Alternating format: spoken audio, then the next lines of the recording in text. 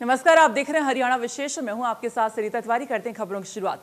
मुख्यमंत्री मनोहर लाल ने गुरुग्राम की डीएलएफ से नए प्रोजेक्ट परिवर्तन की शुरुआत की। प्रोजेक्ट परिवर्तन के तहत गुरुग्राम में पर्यावरण सुरक्षित रखने के लिए ई रिक्शा की शुरुआत की गई। इस परियोजना में शुरू में लगभग 6 करोड़ की लागत से 2000 डीजल से चलने वाले 3 व्हीलर बदले जाएंगे। मुख्यमंत्री ने साथ ही कहा है कि पर्यावरण को सुरक्षित रखने के लिए नए प्रोजेक्ट की शुरुआत की गई है। वाहन का प्रदूषण एक बड़ी समस्या है। ये समस्या सिर्फ परिवर्तन से ही खत्म की जा सकती है और आज बिजली और बैटरी के आधार पर ई वाहनों को बढ़ावा दिया जा सकता है। गुरुग्राम को स्मार्ट सिटी बनाने के लिए पहल अच्छी है। जल्द ही गुरुग्राम में 5000 ई रिक्शा चलाने का सरकार का लक्ष्य है। डीजल ऑटो पर निर्भरता कम करके सारे गुरुग्राम में ई रिक्शा चलाएंगे।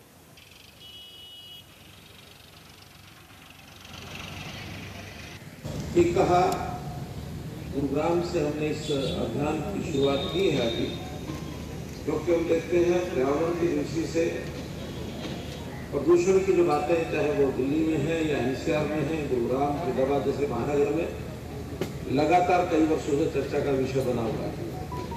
लेकिन आकर इस प्रदूषण को दूर करना, पर्यावरण को बढ़ाकर रखना, जो भी उसके कारण है, एक एक करके हमको उस पर ध्यान देना होगा, उसको दूर करना होगा।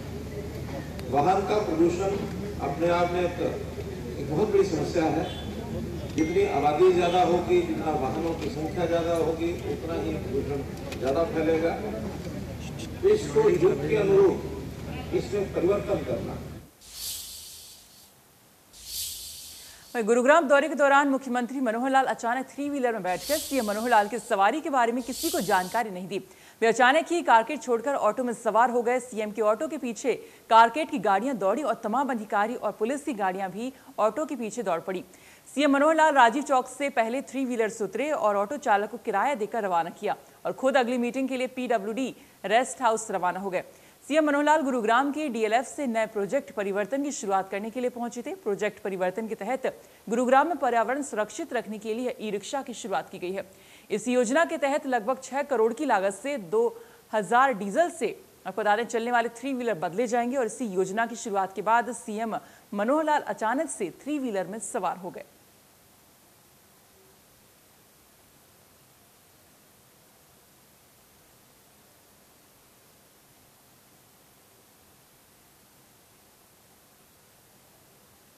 सबसे पहले जो 600 ई रिक्शा आज एक गुरुग्राम के पर्टिकुलर जोन में उनको चलाना शुरू किया है और अपेक्षा मेरी है कि उस क्षेत्र के अंदर अब डीजल के जो ऑटो रिक्शा है वो ना चलाए जाएं और ये धीरे धीरे चरणबद्ध तरीके से पूरे गुरुग्राम में 12000 रिक्शाओं को कन्वर्ट करने का हमारा कार्यक्रम है, ताकि प्रदूषण को समाप्त किया जा सके और एनवायरनमेंट की दृष्टि से वातावरण को शुद्ध करने का ये पहला प्रोजेक्ट है। इसी प्रकार दूसरा प्रोजेक्ट सोनीपत में आज यहाँ ऑनलाइन उसका उद्घाटन किया गया है। वेस्ट टू एनर्जी का जो प्रोजेक्ट है, सोनीपत पानीपत का मिलाकर के मूर्थल में एक बड़ा प्रोजेक्ट लगाया गया। जेबीएम कंपनी के साथ प्राइवेट पार्टनरशिप में वो प्रोजेक्ट लगा है। 8 मेगावाट पावर जो है उसमें जनरेशन होगी और ये 22 साल तक उस प्रोजेक्ट के साथ उसकी जो लाइफ है वो रहेगी। उसको भी आज शुरू किया गया है। उन दोनों जिलों की जो म्यूनसिपैलिटीज़ हैं उनका वेस्ट वहाँ जाएगा और उससे एनर्जी जो है वो प्रोड्यूस होगी। ये भी वातावरण को शुद्ध करने के लिए और पर्यावरण की दृष्टि से महत्वपूर्ण एक प्रोजेक्ट है। एक तीसरा प्रोजेक्ट अभी सेक्टर 80 से लेकर 98 तक गुरुग्राम जो है उसके पानी की सप्लाई अभी तक उस एरिया में नहीं थी। जीएमडीए ने उस प्रोजेक्ट को पूरा किया है और आज से वहाँ वाटर सप्लाई जो है शुद्ध पानी की उन सेक्टर्स में होगी। वहाँ के लोगों को 3 लाख लोगों को जो अभी वहाँ रेजिडेंट्स हैं उनको जो है इसका लाभ होगा। गुरुग्राम में सीएम ने ग्रीवेंस कमेटी की बैठक में कई शिकायतों का मौके पर ही समाधान किया। कुल 13 शिकायतों पर चर्चा की गई। इसके अलावा अब गुरुग्राम की तहसीलों में जमीन पैमाइश के लिए मशीन होगी। इसके लिए सीएम ने अधिकारियों को आदेश जारी कर दिए। गुरुग्राम के अतुल कटारिया चौक का काम भी जल्द पूरा होगा। नवंबर 2021 तक काम करने के निर्देश दिए गए हैं। इसके अलावा सेक्टर 83 में हाई टेंशन तारों को हटाने के लिए आदेश भी दे दिए गए। इसके अलावा सीएम ने जानकारी देते हुए बताया कि हरियाणा सरकार की नई विज्ञापन पॉलिसी बन चुकी है और जल्दी कैबिनेट में इसे पास करके पॉलिसी को लागू किया जाएगा। डिस्ट्रिक्ट ग्रीवेंसेस कमेटी की मीटिंग होती है संयोग सामान्यतः मेरी कोशिश रहती है कि हर महीने उसमें आ जाऊं, तो आज इसी के लिए समय दिया था और कुल 13 शिकायतें इस आज की मीटिंग में आई थी, जिसमें से छोटी छोटी शिकायतें थी वो सामान्यतः हल हो गई, कुछ पहले से हल थी और कुछ जो है अधिकारियों को निर्देश दे दिए गए हैं। तो अतुल गुरारिया चौक के ऊपर जो काम चल रहा है उसमें कोविड-19 के कारण से उस काम में थोड़ा डिले हुआ है, लेकिन 70% काम हो चुका है और आज बाकी बचे हुए काम का एक प्रकार से दोबारा से उसका रिव्यू किया गया है। तो नवंबर 2021 तक वो काम पूरा हो जाएगा। तहसीलों में कई बार पैमाइश जो होती है, डिमार्केशन, उसकी कठिनाई आती है। बाहर के जो लोग ऑथराइज्ड लोग हैं, कंपनियां हैं, उनको ये काम दिया होता है, वो डिले भी करते हैं, पैसा भी ज़्यादा लेते हैं। आज हमने कह दिया कि हर एक तहसील में एक मशीन और वहाँ एक ट्रेंड आदमी वो रहेगा, जो गवर्नमेंट की ओर से ही किसी को पैमाइश की ज़रूरत है तो पैमाइश वहीं कर देंगे, उसके एक नॉर्मल चार्जेस है वो फिक्स करके, और तहसीलदार ऑफिस अपने आप करेगा। सेक्टर 83 में वाटिका के ऊपर जो HT लाइन एक जा रही है, उसमें नगर निगम ने, बिजली निगम ने उसको मंजूरी दे दी है और वाटिका के लोगों ने कहा कि इसको 4 महीने के अंदर अंदर और उसको जल्दी हम हटा देंगे उस लाइन को, ताकि वहाँ के जो रेजिडेंट्स हैं उनको सुविधा हो सके। नई एडवर्टाइजमेंट पॉलिसी ये बन गई है बहुत जल्दी, जैसे ही उसका क्लियर होकर के कैबिनेट मीटिंग के माध्यम से करके, और हम उसको लाने वाले हैं। और नई जो एडवर्टाइजमेंट पॉलिसी आएगी, फिर ऑनलाइन उस पॉलिसी के माध्यम से ही सारे टेंडर दिए जाएंगे, सारे लोगों को ऑफर दी जाएगी, जो लोग उसमें एडवर्टाइजमेंट का अपना लाभ उठाना चाहते हैं उसी में। और उसके बाद जल्दी अगर बीच में छोड़ना भी चाहते हैं उसका भी प्रावधान है, ताकि कोई भी साइट एक बार चिन्हित हो गई और मानो किसी ने छोड़ भी दी तो 1 महीने के बाद उसको दोबारा से खाली नहीं रहने दिया जाएगा, दोबारा से करेंगे और उसका ट्रांसपेरेंट एक तरीका होगा। इस दौरान सीएम मनोहर लाल किसान आंदोलन को लेकर उन्होंने कहा कि हरियाणा में किसान खुशहाल हैं, आंदोलन करने वाले कुछ राजनीतिक लोग हैं। किसानों की मर्जी है, वो जो किसान भी नहीं है। किसान वास्तव में आज भी भारतीय जनता पार्टी की 14 दिन इतनी यात्राएं हुई हैं और बहुत बड़ी बड़ी ट्रैक्टर्स की, मोटरसाइकिल की, किसान इतने आए। वो तो कुछ गिने चुने नेता हैं, उन्होंने अपना गिना चुना अपना कैडर खड़ा रखा हुआ है, उसी कैडर के अंदर खेल रहे हैं। किसान संतुष्ट है और किसानों के जितने काम हरियाणा में हमने किए हैं इतने शायद आसपास किसी प्रांत ने किए नहीं है, इसलिए किसान प्रसन्न है। किसानों में हम भी जाते हैं। 11 अगस्त को पूर्व मंत्री कैप्टन अभिमन्यु के द्वारा नारनौद में निकाली गई तिरंगा यात्रा गांव डाटा के एक किसान के लिए समस्या बन गई। इस यात्रा में शामिल होने पर किसान सुरेश उर्फ लाला का गांव डाटा ने सामाजिक बहिष्कार तक कर दिया। इस बात की पुष्टि खुद पीड़ित सुरेश ने की है। वहीं हांसी पुलिस अधीक्षक नीतिका गहलोत ने फोन पर बताया कि अभी तक पुलिस के पास इस तरह की कोई शिकायत नहीं आई है। डाटावासी सुरेश उर्फ लाला ने बताया कि 11 अगस्त को कैप्टन अभिमन्यु के नेतृत्व में नारनौद में होने वाली तिरंगा यात्रा में शामिल होने के लिए वो अपनी कंबाइन और ट्रैक्टर पर तिरंगा लगाकर आने के लिए तैयार था, लेकिन गांव के ही कुछ लोग आए और उसको तिरंगा यात्रा भाग ना लेने के लिए मना करने लगे। जब उसने वहां ना जाने का कारण पूछा तो वे लोग कोई जवाब नहीं दे पाए और अपने दोनों भाइयों के साथ यात्रा में शामिल हुआ था। इससे पहले वो किसान आंदोलन में शामिल होने के लिए टिकरी बॉर्डर पर भी जा चुका है, लेकिन रैली से आने के बाद पता चला कि उसका सामाजिक बहिष्कार कर दिया गया है। कहा गया कि उसके साथ ना कोई बात करेगा और ना किसी तरह का संपर्क रखेगा।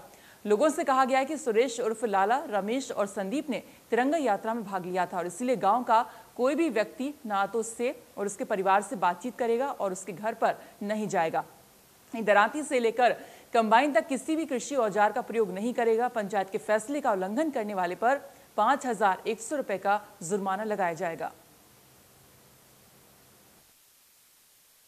सर 11 तारीख को नारनौद के अंदर तिरंगा यात्रा थी।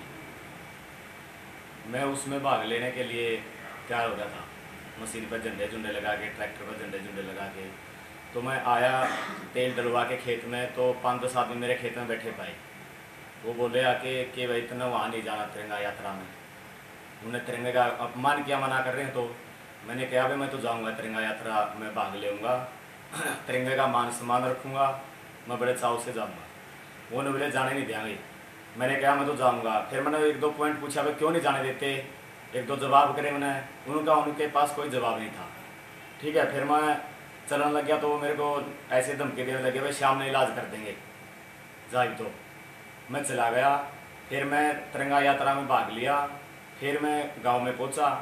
गांव में शाम में घर जाके तो मैं खेत में रहता हूं, तो अनाउंसमेंट सुनी मैंने भाई सुबह गांव इकट्ठा होगा, रोगी खाप का चौतरा जी डाटा गांव में गांव इकट्ठा होगा, वहाँ जो नारनूल तिरंगा यात्रा में भाग लिया था जिसने, उनके खिलाफ कोई वो कराया जाएगा। वहीं गुरुग्राम में केंद्रीय मंत्री भूपेंद्र यादव के सम्मान में प्रदेश बीजेपी ने जन आशीर्वाद यात्रा निकाली। यात्रा में पहुंचे केंद्रीय मंत्री भूपेंद्र यादव ने कहा कि प्रधानमंत्री की योजना और संकल्प को लेकर बीजेपी को लोगों का आशीर्वाद मिल रहा है। जन आशीर्वाद यात्रा प्रधानमंत्री के संकल्पों को लोगों तक पहुंचाने के लिए काम कर रही है। हरियाणा का विकास हो, हर क्षेत्र का विकास हो सके और सरकार की नीतियां सभी तक पहुंचाना, यही हमारा संकल्प है। 2 दिवसीय हरियाणा की यात्रा के बाद राजस्थान में उनकी यात्रा है। राजस्थान में 4 दिन तक जन आशीर्वाद यात्रा निकाली जाएगी।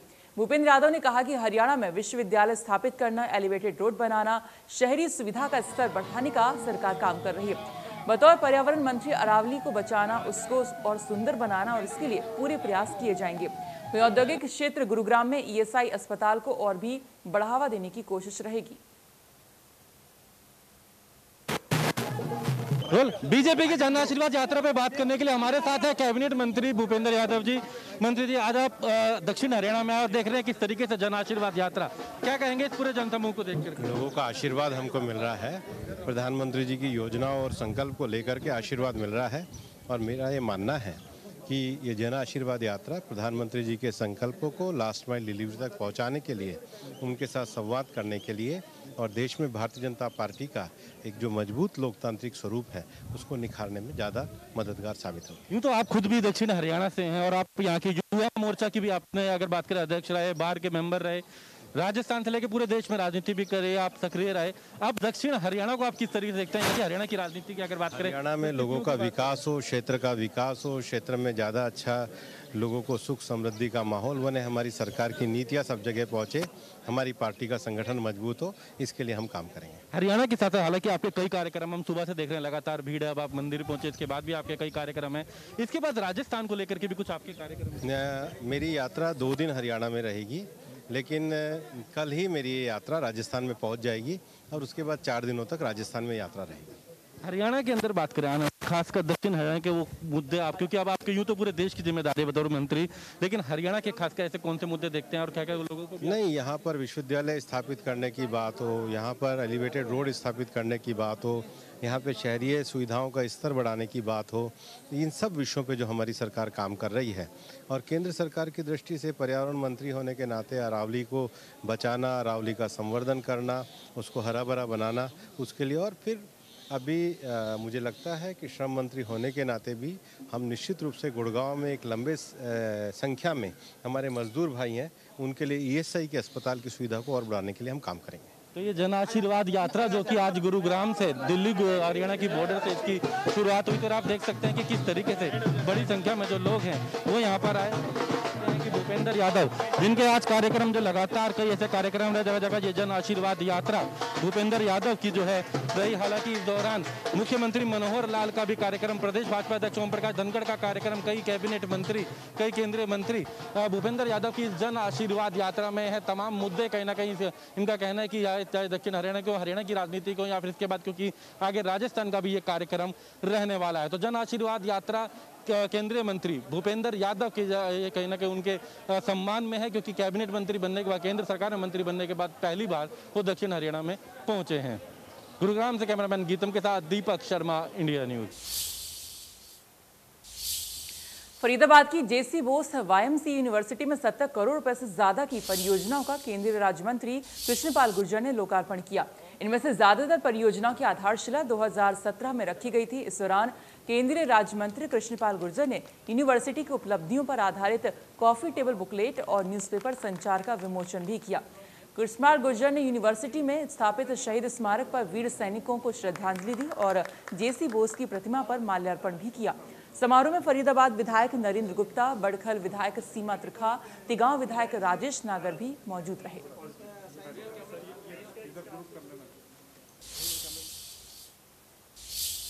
प्रदेश के सामाजिक न्याय और अधिकारिता मंत्री ओम प्रकाश यादव का दावा है कि गठबंधन सरकार जल्द ही बुढ़ापा और विधवा पेंशन बढ़ाने को लेकर फैसला लेगी। ओपी यादव ने कहा कि जेजेपी और बीजेपी गठबंधन सरकार का कॉमन मिनिमम प्रोग्राम बनाया गया है और पेंशन बढ़ाने के मुद्दे को लेकर एक कमेटी का गठन भी हुआ है। ये कमेटी जो भी फैसला लेगी उसे लागू किया जाएगा। ये बीजेपी पार्टी का मैनिफेस्टो हो सकता है, मुझे तो पता भी नहीं, लेकिन फिर भी जब दो सरकारें मिलकर, दो पार्टियां मिलकर कोई सरकार बनाती है तो कॉमन मिनिमम प्रोग्राम पर आधारित होता है और उसके लिए हमने एक कमेटी गठित कर रखी है। वो जो फैसला करेंगे उस प्रकार से हम आगे बढ़ें।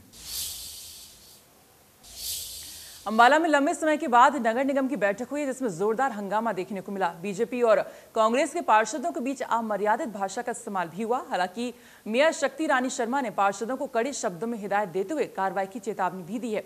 पार्षदों ने हाउस में करीब 100 पॉइंट्स रखे और एजेंडों पर चर्चा की।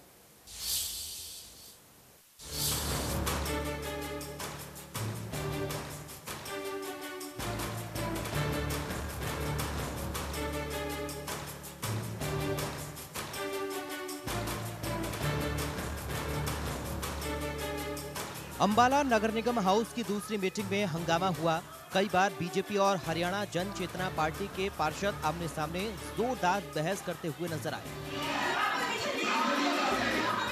कांग्रेसी और एचडीएफ पार्षदों के साथ भी बीजेपी पार्षदों की काफी नोकझोंक हुई। निगम हाउस की मीटिंग में सभी पार्षदों ने निगम अधिकारियों के फोन न उठाने का मुद्दा उठाया। इसके अलावा भ्रष्टाचार, साफ सफाई, अधिकारियों के ढीले रवैये पर मीटिंग में काफी बहस होती हुई नजर आई। पार्षदों के एक दूसरे पर अमर्यादित टिप्पणियां करने पर मेयर ने कहा कि अगली बार पार्षदों को सख्त हिदायत दी जाएगी। इस मीटिंग में कई सरकारी विभागों के अधिकारी भी नहीं पहुंचे, जिस पर मेयर ने कहा कि उनको लेटर भेजकर जवाब मांगा जाएगा। कोई ढील नहीं छोड़ी जाएगी और सबको जिम्मेदार किया गया है और सबने आश्वासन दिया है कि आगे से वो हर काम अपनी जिम्मेवारी से करेंगे और अगर नहीं करेंगे तो उन पर कार्रवाई होगी। कमिश्नर साहब ने बयान दिया है कि हमने वो पंप खरीद लिए हैं जो कोई नए पंपों की बात थी और जिस पंप में खराब निकले थे उनकी पेमेंट रोक दी गई। कमिश्नर साहब ने कहा कि वो उनको भेजेंगे, लेटर भेजेंगे कि क्यों नहीं आए, उनसे मांगेंगे रीजन। इस बार भी इंश्योर करने की मैंने पूरी कोशिश की थी कि इस तरह से कोई ना हो, पर लेकिन आगे के लिए और भी ज़्यादा कड़े निर्देश दिए जाएंगे। बैठक के दौरान एक समय ऐसा भी आया जब कांग्रेस के एक पार्षद और बीजेपी पार्षदों के बीच अमर्यादित शब्दों का इस्तेमाल भी हुआ। वहीं जन चेतना पार्टी और एचडीएफ पार्षदों का कहना है कि बीजेपी पार्षद किसी मुद्दे का हल निकालने नहीं देना चाहते। हमारे अंबाला की जनता के मुद्दे थे, उनको दबाने में कहीं न कहीं भाजपा पार्षद दिखाई दिए। जानबूझकर हर मुद्दे पर शोर मचाना, इस तरह की कार्रवाई करते रहे। लेकिन आज 20 से ज़्यादा मुद्दों पर डिस्कशन हुई है और जो हमारे जिम्मेदार थे अफसर ढुलमुल रवैया अपना रहे थे, आज उनकी जिम्मेवारी निश्चित की गई है कि कुछ समय दिया गया है उनको, उनकी रिक्वेस्ट के बाद कि ये काम जो है अगले हफ्ते में 15 दिन में हो जाएंगे। अगर नहीं होते तो सस्पेंड के लिए आज कहा गया है। मेयर महोदया ने कहा है, कमिश्नर साहब ने कहा है कि अगर ये नहीं करेंगे तो अगले जो इनका टाइम बॉन्ड किया, अगर नहीं काम करेंगे तो सस्पेंड से कम कोई कार्रवाई नहीं होगी। ये इंपॉर्टेंट मुद्दे थे जो हमारे द्वारा उठाए गए हैं। जनता के जो हित में काम करना चाहिए था, अफसरों को वो काम नहीं कर पा रहे हैं, इसी तरह से मुद्दे उठाए गए हैं। और अफसरों ने कहीं ना कहीं अपना कबूलनामा भी किया है कि जो गलती पहले होगी है वो आइंदा दोबारा नहीं होगी। और बहुत उम्मीद है कि आगे सुचारू रूप से ऑफिस हाउस चलेगा। अधिकारियों की नाराजगी इसलिए क्योंकि पिछली हाउस की मीटिंग जब जो 25/2/2021 को हुई थी, उसके अंदर हमारे जो 34 मुद्दे थे वो पास हुए थे हाउस के अंदर। उनके एक भी मुद्दे के ऊपर ये खरा नहीं उतरे निगम के अधिकारी, और कोई भी मुद्दा जो है वो पास नहीं हुआ। कोरोना काल की वजह से मीटिंग इतने महीने बाद हुई, लेकिन अब उम्मीद है नगर निगम की अगली मीटिंग कुछ दिनों में ही होगी। और मेयर शक्ति रानी शर्मा ने साफ कर दिया है कि निगम की बैठक में शहर के विकास पर चर्चा होगी और किसी भी अनुशासनहीनता को बर्दाश्त नहीं किया जाएगा। साथ ही मेयर शक्ति रानी शर्मा ने सभी पार्षदों से भी अपील करते हुए कहा है कि सभी दलगत राजनीति से ऊपर उठकर अंबाला के विकास पर फोकस करें। अंबाला से अमन कपूर, इंडिया न्यूज, हरियाणा। अंबाला छावनी में आज ट्रक ड्राइवरों के लिए विशेष वैक्सीनेशन कैंप लगाया गया, जिसका उद्घाटन हरियाणा के स्वास्थ्य मंत्री अनिल विज ने किया। इस मौके पर स्वास्थ्य मंत्री अनिल विज ने वैक्सीनेशन कैंप में वैक्सीन लगवा रहे ट्रक ड्राइवरों से बातचीत भी की और उनका हौसला बढ़ाया। मीडिया से बात करते हुए स्वास्थ्य मंत्री अनिल विज ने कहा है कि ये ट्रक ड्राइवरों के लिए बहुत अच्छी पहल है। उन्होंने कहा कि ये वो कैटेगरी है जो वैक्सीन से रह जाती है, क्योंकि ट्रक ड्राइवर हर वक्त अपनी ड्यूटी पर रहते हैं और ये जगह जगह आते जाते हैं, जिसकी वजह से इनको वैक्सीन नहीं लग पाती है। वहीं वैक्सीनेशन कैंप में वैक्सीन लगवा चुके ट्रक ड्राइवरों ने भी इस पहल का काफी स्वागत किया। अभियान चलाया है क्योंकि ये वो कैटेगरी है जो वैक्सीनेशन से रह सकती है, क्योंकि ये तो हर वक्त अपनी ड्यूटी पर है, जगह जगह पर जहाँ पर सरकारें कैंप लगाती हैं। अब मैंने पूछा, कोई बीकानेर से आया है, कोई शिमला से आ रहा है, कोई छछरौली से आ रहा है, अलग अलग जगह से आ रहे हैं। सारों से मैंने पूछा ड्राइवरों से, और ये महरूम रह जाते हैं, इनका नहीं लगता। अब यहाँ पर गाड़ियाँ रोककर इनको वैक्सीनेशन की जा रही है और वैक्सीनेशन के बाद इनको आधा घंटा यहाँ पर आराम करने के लिए कहा जा रहा है, ताकि आराम करने के बाद ताकि कोई अगर एक्शन होता है तो उसका पता लग सके। तो आधा घंटे के बाद ये अपनी गाड़ी पर जाएंगे। अच्छा है, हम लोग को टाइम मिलता नहीं, हम लोग तो उसमें बिजी रहते हैं गाड़ी चलाने में, और मौका मिलता नहीं है। ये तो बहुत अच्छा है, पकड़ के लगाया जा रहा है। ਵਧੀਆ ਕੀਤਾ ਜੀ ਤੁਸੀਂ ਇੰਤਜ਼ਾਮ, ਇਹਨਾਂ ਦਾ ਪਤਾ ਨਹੀਂ ਲੱਗਦਾ ਰਾਤ ਕਿੱਥੇ ਆ ਤੇ ਦਿਨ ਕਿੱਥੇ ਆ। ਜਦੋਂ ਟੀਕੇ ਦੀ ਵਾਰੀ ਆਉਂਦੀ ਸੀ ਤੇ ਕਿਤੇ ਦੀ ਕਿਤੇ ਹੁੰਦੇ ਸੀ, ਇਹਨਾਂ ਨੂੰ ਨਹੀਂ ਪਤਾ ਹੈਗਾ। ਬਹੁਤ ਵਧੀਆ ਆ, ਮੇਰੇ ਵੀ ਪਹਿਲਾ ਵੈਕਸੀਨ ਹੈ और फ्री वैक्सीन लाई। और फिलहाल इसी के साथ हरियाणा विशेष में इतना ही, लेकिन बाकी खबरें जानने के लिए आप देखते रहिए इंडिया न्यूज़ हरियाणा। नमस्कार।